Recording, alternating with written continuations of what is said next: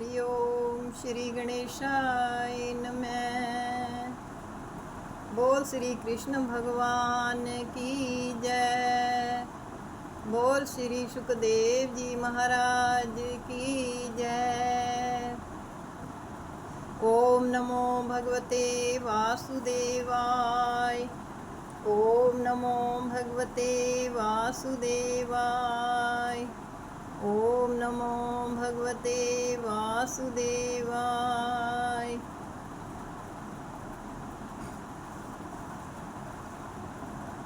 श्रीमद् भागवत महापुराण 9वां स्कंद 20वां और 21वां अध्याय।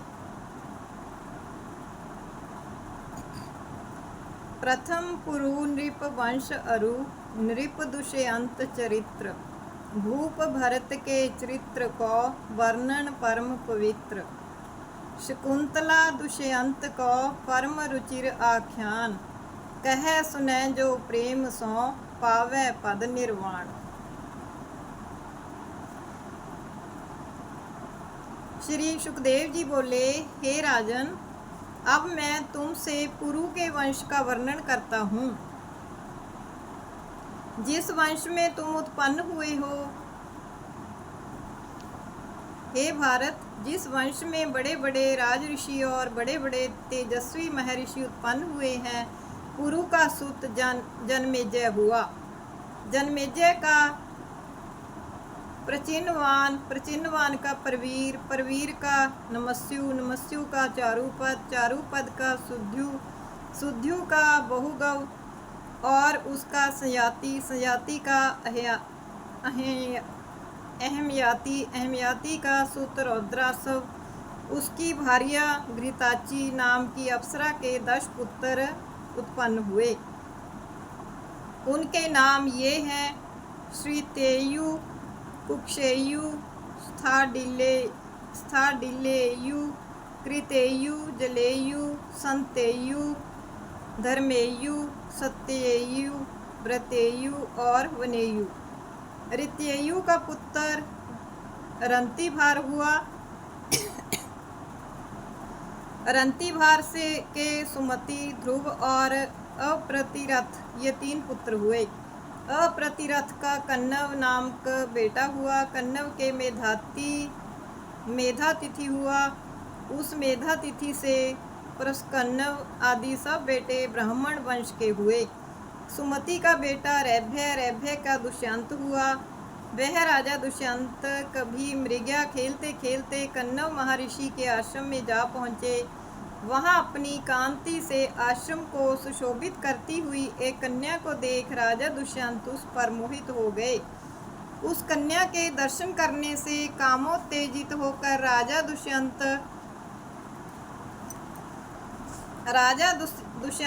उस कन्या से बोले, हे कमल नयने, तुम कौन हो और किसकी पुत्री हो? इस निर्जन वन में तुम क्या करने की इच्छा से घूम रही हो?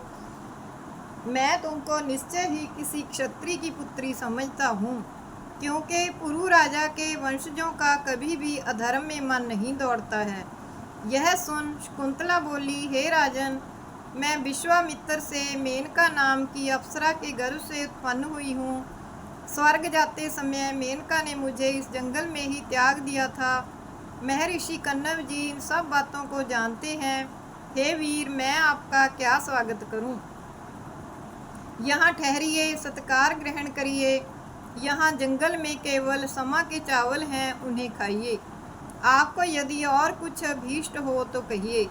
राजा दुष्यंत बोले, कुशिक राजा वंश में उत्पन्न हुई आपको यह कहना सब उचित ही है। राजकन्या तो स्वयं ही योग्य और सदृश वर का वर्ण कर लेती है। दुष्यंत के इस प्रकार कहने पर शकुंतला ने भी यह बात स्वीकार कर ली। राजा दुष्यंत ने उसकी स्वीकृति जानकर गांधर्व विधि से उससे विवाह कर लिया और उसमें अपने अमोघ वीर्य को स्थापित कर दिया। यह सब कार्य हो जाने पर दूसरे दिन राजा दुष्यंत अपने नगर को चले गए। इसके बाद समय के आने पर शकुंतला के एक लड़का उत्पन्न हुआ। महर्षि कन्नव ने वन में ही उस कुमार के सब जात कर्म आदि संस्कार किए।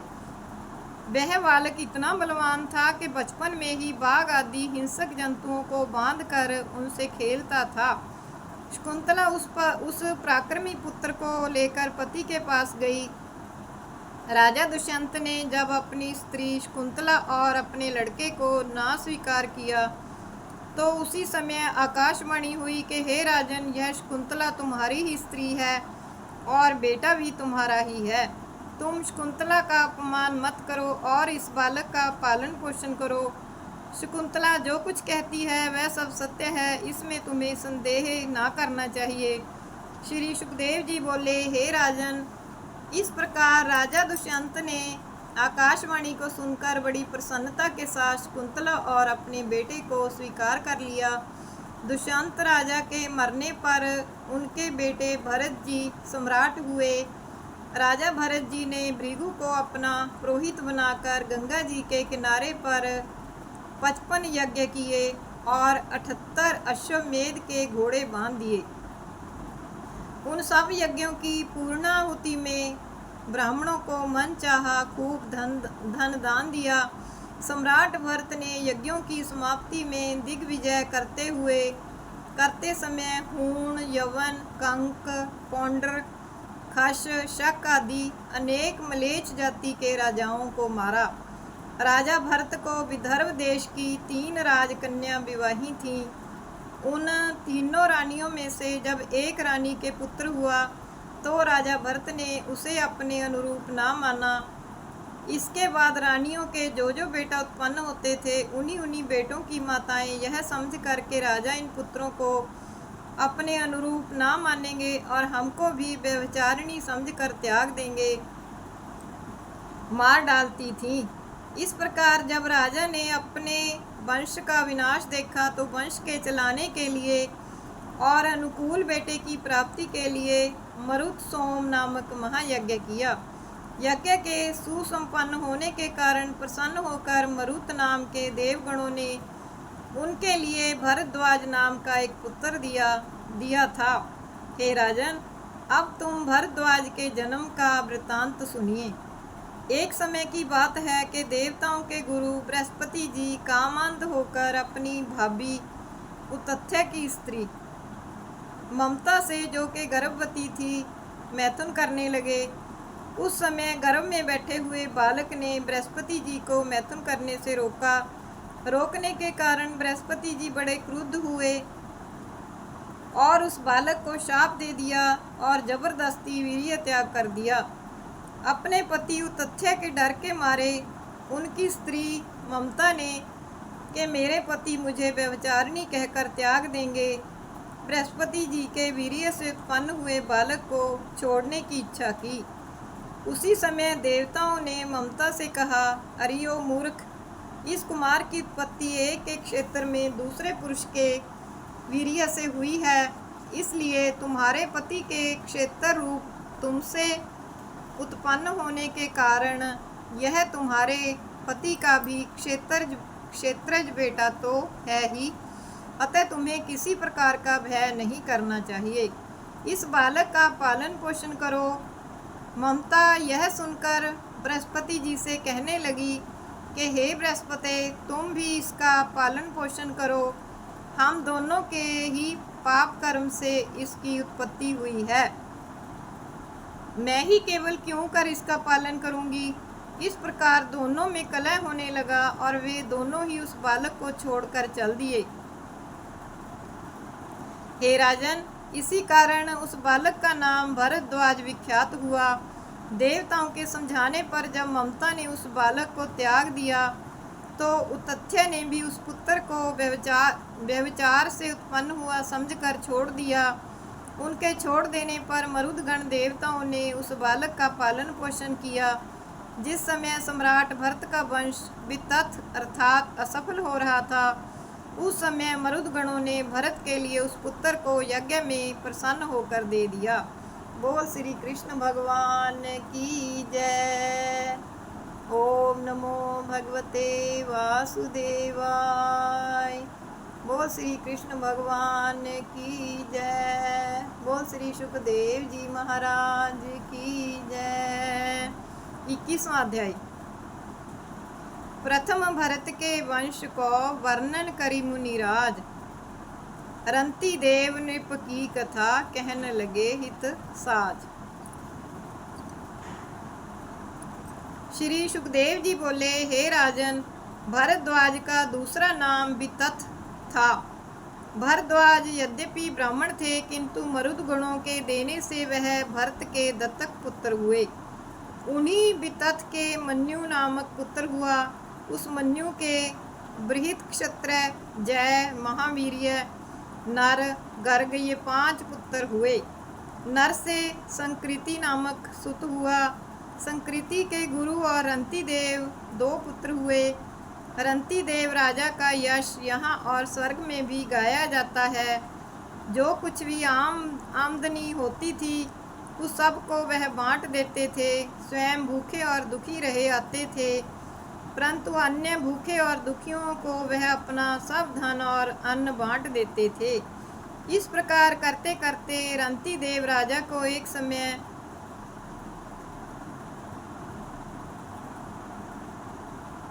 48-49 दिन भूखे रहते बीत गए।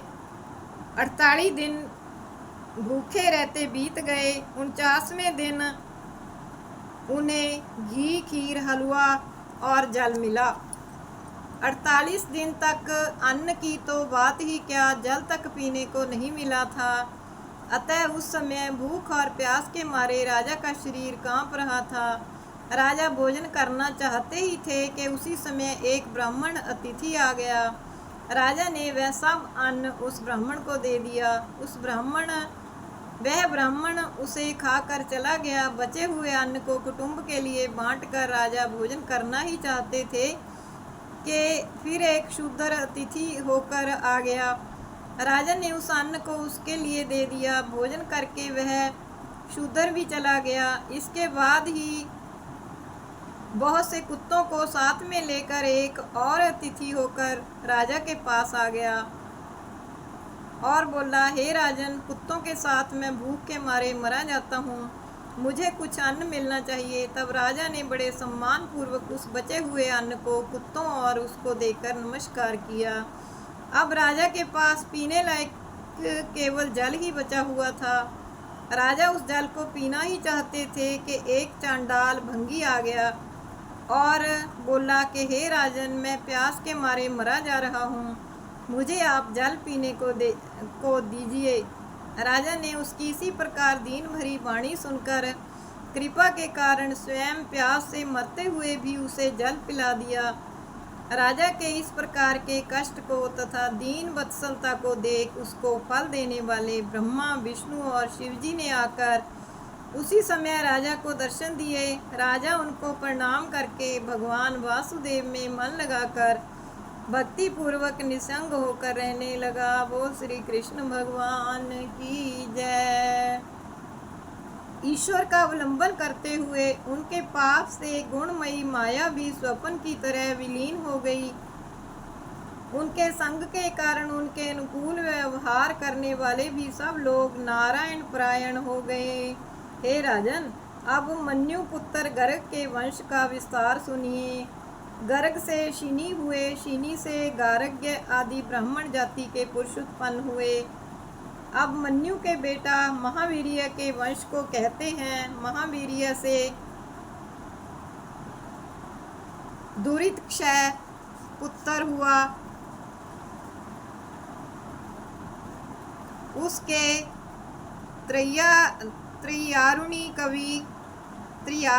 कवि और पुष्करारुणी ये 3 सुत हुए जो ब्राह्मण तब को प्राप्त हो गए। अब बृहत क्षत्र के सुत हस्ती हुए, जिन्होंने के हस्तिनापुर को बसाया। हस्ती से अजमीड, द्विमीड और पुरुमीड ये 3 सुत पैदा हुए। अजमीड के जो प्रिय मेधा आदि सुत हुए वे सब ब्राह्मण हो गए। फिर अजमीड से दूसरा सुत बृहदिषु नाम का हुआ। उस बृहदिषु के बृहद्धनु से बृहत्काय से जयद्रथ, जयद्रथ के विशद से सेनजित के रुचिराशव, दृढ़हनु, काश्य और वत्स, ये 4 सुत पैदा हुए। रुचिराशव के पार हुआ, पार के पृथुसेन और नीप, ये 2 सुत हुए। नीप के 100 पुत्र उत्पन्न हुए। उस नीप ने शुक की कन्या कृत्वी में ब्रह्मदत्त नामक पुत्र उत्पन्न किया। योग ईश्वर ब्रह्मदत्त ने अपनी स्त्री सरस्वती में विश्वक्सेन नाम के सुत को उत्पन्न किया। विश्वक्सेन ने जैगीषव्य के उपदेश से योग शास्त्र का निर्माण किया। विश्वक्सेन के उदकसेन और उससे भल्लाट हुआ। द्विमीड के यवीनर पुत्र हुआ। यवीनर के कृतिमान, कृतिमान के सत्यधृति, सत्यधृति के दृढ़नेमी उसके सुपार्श्व पुत्र हुआ। सुपार्श्व के सुमित, सुमित के सनतिमान, सनतिमान के कृति नामक पुत्र हुआ। कृति ने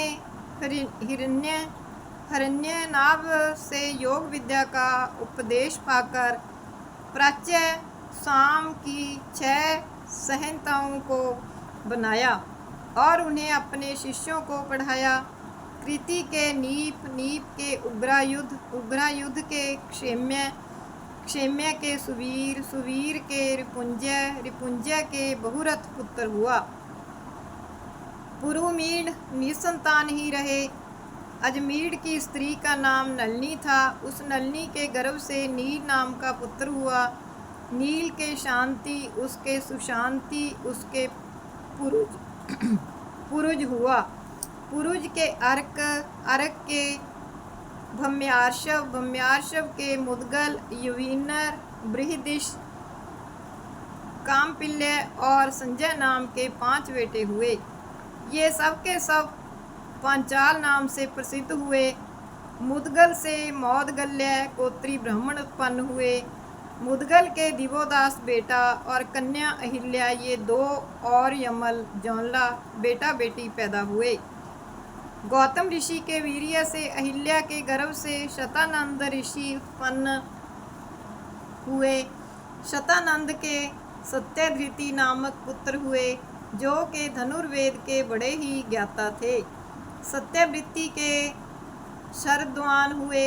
उर्वशी अप्सरा के रूप से मोहित होकर शरद्वान का वीर्य सरकंडे में स्खलित होकर गिर गया। उससे 2 जौनला बेटा बेटी हुए, जिनमें बेटे का नाम कृपाचार्य और बेटी का नाम कृपी था। शिकार खेलते खेलते वहाँ शांतनु राजा आ पहुँचे, सो उन दोनों को उठाकर अपने भवन में ले गए। कृपी कन्या का विवाह धनुर्विद्या के आचार्य द्रोणाचार्य के साथ हुआ। बोल श्री कृष्ण भगवान की जय। बोल श्री सुखदेव जी महाराज की जय। ओम नमो भगवते वासुदेवाय। ओम नमो भगवते वासुदेवाय। ओम नमो भगवते वासुदेवाय। श्री कृष्ण गोविंद हरे मुरारे, हे नाथ नारायण वासुदेव। श्री कृष्ण गोविंद हरे मुरारे, हे नाथ नारायण वासुदेव। श्री कृष्ण गोविंद हरे मुरारे, हे नाथ नारायण वासुदेव। श्री कृष्ण गोविंद हरे मुरारे, हे नाथ नारायण वासुदेव। बोल श्री कृष्ण भगवान की जय। बोल श्री सुखदेव जी महाराज की जय। ओम नमो भगवते वासुदेवाय। ओम नमो भगवते वासुदेवाय। ओम नमो भगवते वासुदेवाय।